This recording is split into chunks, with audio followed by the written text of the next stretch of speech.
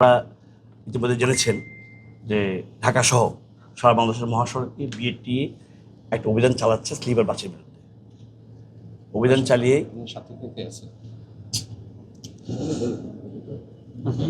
অভিযান চালিয়ে আমাদের এই স্লিপার বাসগুলোকে ডাম্পিং করছে, অনেক টাকা জরিমানা করতেছে। আপনারা জানেন বা আপনাদের জ্ঞাতার্থে আমি জানাচ্ছি যে 2010 সাল থেকে এই স্লিপার বাস অ্যাটলিস্ট ডবল টেকার বাস বাংলাদেশের মহাসড়কে চলাচল করছে। আজ থেকে 2-3 বছর আগে ফ্যাসিস্ট সরকারের সময় তখনকার বাংলাদেশ সরকারের যিনি মহাসড়ক দায়িত্ব ছিলেন খন্দকার এনায়েতুল্লাহ সাহেব একটা আবেদন করেছিলেন। আবেদনের পরিপ্রেক্ষিতে তখন বিএটিএ এই গাড়িগুলোর ফিটনেস টেস্টটা বন্ধ করেছে। উনি কী করেন আবেদন করেছেন সেটা ওনার পার্সোনাল হ্যাঁ, কিন্তু বাট তখনকার বিএটিএ ওনার আবেদনকে অ্যাকসেপ্ট করে, সেটা আমলে নেয়। সেটা আমলে নিয়ে তখনকার সময় থেকে এইটার বিরুদ্ধে একটা অভিযান শুরু করছে। আমরা আপনাদেরকে বলতে চাই, আমার পাশে আমার স্লিপার বাস সমিতির সভাপতি, কার্যকরী সভাপতি, সাংগঠনিক সম্পাদক, আমার সিনিয়র জয়েন্ট সেক্রেটারি, সমস্ত নেতৃবৃন্দ আছেন।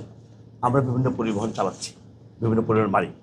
সারা বাংলাদেশে 1000 স্লিপার বাস মহাসড়ক সহ সমস্ত জায়গায় বিদ্যমান চলাচল করছে, চোখের সামনে চলছে। এখানে 2000 কোটি টাকার বিনিয়োগ, 2 থেকে 2.5 লক্ষ লোকের কর্মসংস্থানের ব্যবস্থা এখানে আছে।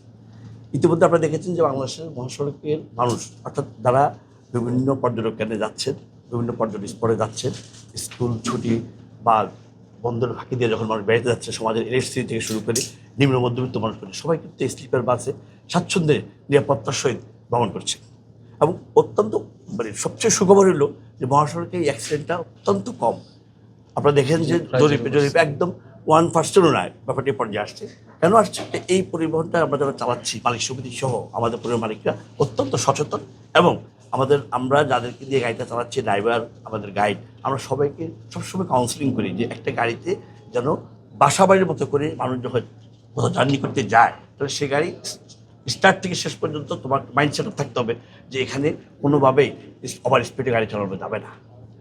সেই জন্য গাড়ি চলছে মহাসড়কে, খুব সুন্দর চলছে। কিন্তু একটা ইসলামবিদ একটা মহল তাদের ব্যবসায়িক স্বার্থ কথা চিন্তা করে অফিসিয়ালি একটা প্রভাব বিস্তার করে কাউকে না কাউকে বাইস্ট করে আমাদের এই মহাসড়কে এই স্লিপারের বিরুদ্ধে একটা অভিযান অব্যাহত রেখেছে, ষড়যন্ত্র অব্যাহত রেখেছে। আপনারা জানেন যে এই গাড়িটা যদি বন্ধ হয়, এটা বন্ধ হওয়ার কোনো কারণ থাকতে পারে না। কেন কারণ থাকতে পারে না? বাংলাদেশের এই গাড়িটা চেসিস বুকিং থেকে শুরু করে এই গাড়ির সমস্ত ইকুইপমেন্ট থেকে গভর্নমেন্ট ট্যাক্স পায়, টিকিট ট্যাক্স পায়, সমস্ত জায়গাতে ব্যাট পায়। এখানে তো আমরা গভর্নমেন্টকে ইনকাম দিচ্ছে প্রতিরোধ, এবং সকলের চোখের সামনে দিয়ে দৃশ্যমান মহাসড়কে গাড়ি চলছে, জনগণ সেবা পাচ্ছে, সেটা অবৈধ কীভাবে হবে? এবং এটার জন্য একজন অ্যাডভোকেট মামলা করেছেন হাইকোর্টে। সেই মামলা আমরা পক্ষপাত হয়ে সেই মামলা প্রক্রিয়াধীন অবস্থা আছে।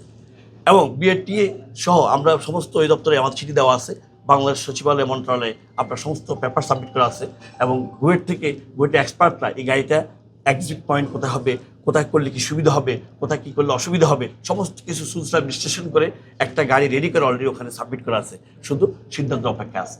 হাইকোর্টের মামলাও সিদ্ধান্ত অপেক্ষা আছে। এই অবস্থায় বিএটি কীভাবে অভিযান চালায়? আমরা যেখানে মামলায় পক্ষপাত, যেখানে মামলা চলছে, যেখানে মন্ত্রণালয়ের সমস্ত প্রক্রিয়া প্রসেস চলছে, সেখানে হঠাৎ করে কেন কি কারণে লক্ষ লক্ষ টাকা জরিমানা করছেন, আমাদের মালিকদের হয়রানি করতেছেন, আমরা হয়রানি হচ্ছি, এবং একটা ভুয়া মেসেজ ছেড়ে দিয়েছে যে স্লিপার বাস বন্ধ করতে হবে। তাহলে বাংলাদেশের মানুষ সেবা থেকে বঞ্চিত হবে, বাংলাদেশের মানুষ নিশ্চিত নিরাপত্তা যে ভ্রমণ করছে সেখান থেকে বঞ্চিত হবে, সরকার প্রচুর ব্যাট ট্যাক্স থেকে বঞ্চিত হবে, 2.5 লক্ষ কর্মসংস্থান বেকারত্ব হয়ে যাবে, এবং 2000 কোটি টাকা বিনিয়োগ ঝুঁকির মধ্যে পড়ে যাবে। তা আমরা কোথায় যাব? আমাদের জায়গা দাঁড়াবার কোথায় যাবো? হ্যাঁ, আমরা বলতে চাই যে গভর্নমেন্ট একটা বিএটি একটা নীতিমালা তৈরি করুক, যদি কোথাও লিকেজ থাকতেই পারে, সেখানে কোনো নীতিমালা তৈরি করে আমাদেরকে সেই গাইডলাইনের মধ্যে দিয়ে আমাদের পরিমাণটা একটা গাইডলাইন তৈরি করে দিয়ে একটা নীতিমালা তৈরি করে দেওয়া হোক, তথাপি এই সমস্যার সমাধান হয়ে যাবে। কিন্তু 2000 কোটি টাকার বিনিয়োগ, পাশ্চাত্য আপনার পাশাপাশি সমস্ত রাষ্ট্রে স্লিপার গাছ চলছে, সমস্ত জায়গায় আপনার স্লিপার গাছ মানুষ স্বচ্ছন্দ নিরাপত্তা যাচ্ছে। এবং আপনি দেখেন, আপনি রিভিউ দেখবেন প্রত্যেকটা গাড়ির উপরে যেমন যে কী পরিমাণ রিভিউ পাওয়া যাচ্ছে, সব কিছু একটা সুন্দর চমৎকার যখন চলছে মহাসড়কে, এবং এই গাড়িগুলো যখন মহাসড়কে চলে আপনি দেখবেন যে একদম মহাসড়কের সাথে গাড়িগুলো একাকার হয়ে যাবে। এত সৌন্দর্য বহন করে মহাসড়কে, যেখানে আপনার লক্ষ চক্রের গাড়ি ছিল, যেখানে ফিটনেসবিহীন গাড়ি ছিল, হ্যাঁ, যেখানে আপনার এটা সিঙ্গেল টাকার গাড়ি চলতেছে সুন্দর। গাড়িটা কখনোই ডাবল টাকার না, এটা আপনি ডুপ্লেটের সিটে বসে যাচ্ছেন। ডাবল টাকার বলতে যে গাড়িটাতে আপনার দ্বিতল বিশিষ্ট, যেখানে আপনি গাড়িতে উঠে দোতলায় চলে যাবেন, সেটা ডাবল টাকার। আমার একটা সিঙ্গেল টাকার বাস। এবং আপনাদেরকে আমি দাওয়াত করবো যে আপনারা নিজেরা উঠে দেখবেন যে গাড়িটা কতটা নিরাপদ, কতটা আরামদায়ক। অন্য বাসের সাইজ এই বাসের সাইজ সেম। বলা হচ্ছে বিআরটি থেকে বলা হচ্ছে যে আপনারা সিঙ্গেল যেভাবে চেসিস আপনি বলছেন দেখাচ্ছেন এক বডি, আপনারা এটা গ্যারেজে তৈরি করছেন আরেক বডি। অসম্ভব, আমরা অসম্ভব, গাড়ি কিভাবে বডি চেঞ্জ করবে? এটা কোনোভাবে সম্ভব না। আপনি প্রথমেই তো আপনাকে আমি আবার বলি যে আপনি প্রথম থেকে যখন আমরা এখানে চলছে তখন থেকে বিএটিএস ফিটনেস টেস্টের সমস্ত পেপার ডকুমেন্ট আছে। আমরা তো এখানে আমাদের কাছে কোনো রুট পারমিট আছে, আমাদের গাড়িগুলো রুট পারমিট আপনারা যখন রুট পারমিট নিতে যাচ্ছেন তখন আপনারা বাস দেখাচ্ছেন এক ধরনের, আবার না, আপনারা এখন তৈরি করছেন আরেক ধরনের। এরকম কোনো সুযোগ আছে কিনা আমি জানি না। তো আমরা এই লাইনে কখনো হাঁটি নেই, আর আমরা হাঁটার মানুষের সাথে পছন্দ করি না। আমরা সে একটা স্বচ্ছ প্রক্রিয়া, যে গাড়ি চলছে মহাসড়কে সে গাড়ি চলবে। হ্যাঁ, সেখানে যদি গাড়ির সংখ্যা বেড়ে যায়, নতুন কোনো গাড়ি যেন না করতে পারে, সেজন্য গভর্নমেন্ট একটা গাইডলাইন দিবে যে হ্যাঁ 800-1000 বাস হয়ে গেছে, আর গাড়ি বাড়ানো যাবে না। আমাদের মহাসড়কে এটা অনেক বেশি আমাদের জন্য সিকিউর হতে পারে, অথবা কত সুন্দর নষ্ট হতে পারে, বা ইলিগেলি কিছু হতে পারে। সো সেটা করতে পারে। কিন্তু যে গাড়ি ফিটনেস ছিল, রেস্টুরেন্ট ছিল, রুট পারমিট ছিল, সেই গাড়ি বন্ধ করার জন্য অভিযান করবে, সেটা তথ্য দুঃখজনক। 2010 থেকে 26 অনেক লম্বা একটা 16 সময়। বছরের জার্নি। এই সময় 900 গাড়ির অধিক তৈরি হলো। এই ক্ষেত্রে আপনারা এই যে আইনি জটিলতা বা ত্রুটি বা যাই বলেন, সেটাই কেন সমাধান করে এখন পর্যন্ত একটা প্রক্রিয়া সুন্দর কিন্তু পরিবেশ আমাদের- না, আমি তো আপনাকে আগে বলছি যে আমাদের টোটাল প্রথম থেকে যখন খন্দকার এতটা আবেদন করছে তারপর থেকে আমরা আইনি প্রক্রিয়ার মধ্যে আছি। সমস্ত কিছু আইনি প্রক্রিয়ার মধ্যে চলছে এবং আমাদের কোথাও লিকেজ নেই। আপনি হাইকোর্টে যাবেন, ওখানে খবর নিয়ে দেখবেন, আপনি মন্ত্রণালয়ে যান, সমস্ত এভিডেন্স আমাদের চান, আমরা সমস্ত এভিডেন্স আপনাকে দিতে পারবো। আমাদের কাছে সমস্ত পেপারস আছে, সব কিছু আছে। বইটা যান, বইটার এক্সপার্টিস এটা নিয়ে বিশ্লেষণ করছে, কোথাও আমাদের লিকেজ নেই। আচ্ছা ভাই, মহাসড়কে একটা 2 কোটি টাকার একটা গাড়ি চলছে, আমরা সেখানে বিনিয়োগ করতেছি গভর্নমেন্ট থেকে লোন নিয়ে, ব্যাংক থেকে লোন নিয়ে, লিডিং কোম্পানি থেকে লোন নিয়ে। এটা তো কোনো বা এটা কোনো ফেন্সি ব্যবসা না যে আমি এটা লুকোচুরি করবো, এটা তো গুপ্ত কোনো ব্যবসা না। সেটাই আমাদের প্রশ্ন, সেটাই যে যেখানে সরকার থেকে বলা হচ্ছে আইন এটা কভার করছে না এই ধরনের বাস, আপনারা কিভাবে সরকার চলছে? না না, আইন কভার করছে না এই সরকার। জায়গাটায় আমি একটু স্পেসিফিক হ্যাঁ, প্রশ্ন বলেন, করি, হ্যাঁ, মানে বলেন। স্লিপার বাসের কোনো রোড পারমিট কিংবা রেজিস্ট্রেশন হয় না, হ্যাঁ। তাহলে আপনি যে বলছেন যে আসলে রেজিস্ট্রেশন হচ্ছে, সবকিছু আইনগতভাবে হচ্ছে, এটা কিভাবে হলো? আরেকটু যোগ করি, সাথে বিশেষজ্ঞরা বলছেন এটাকে মডিফাই করে যখন চেসিসটা বড় করা হচ্ছে, স্লিপারের আকার দেওয়া হচ্ছে, এটা যান্ত্রিক ত্রুটি থাকছে, ব্যালেন্স থাকছে না, যে কারণে দুর্ঘটনা ঘটছে বারবার। এই বিষয়ে কি বলবো? আমরা কোনো মডিফাই করি কতবার দুর্ঘটনা করেছে আমি আপনাদের বিনয়ের সঙ্গে জানতে চাই যে বিশ্বকাপ বলেছে, কিন্তু কতবার দুর্ঘটনা করেছে আমাকে বলেন। আপনি আমাকে কিছু বলেন, আমাকে সেটাও বলেন।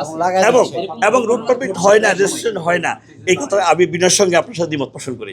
আমার মতামত না, বিশেষজ্ঞদের বিশেষজ্ঞদের মতামত যে বিশেষজ্ঞরাই সবগরা তো এটারও দোতলা বাস ধরতেছে, এটা তো single bed। ইতিপূর্বে বিশেষজ্ঞ আমি তো আপনাকে প্রুফ বলতেছি, আপনি বইটা যাবেন, বইটার এক্সপার্ট যিনি পরিবহনের উপর, উনি অলরেডি এটার উপরে ওনার যে রিকোয়ারমেন্ট সব কিছু দিয়ে উনি অলরেডি আমরা একটা গাড়ি ওখানে তৈরি করে ওখানে পাঠানো আছে।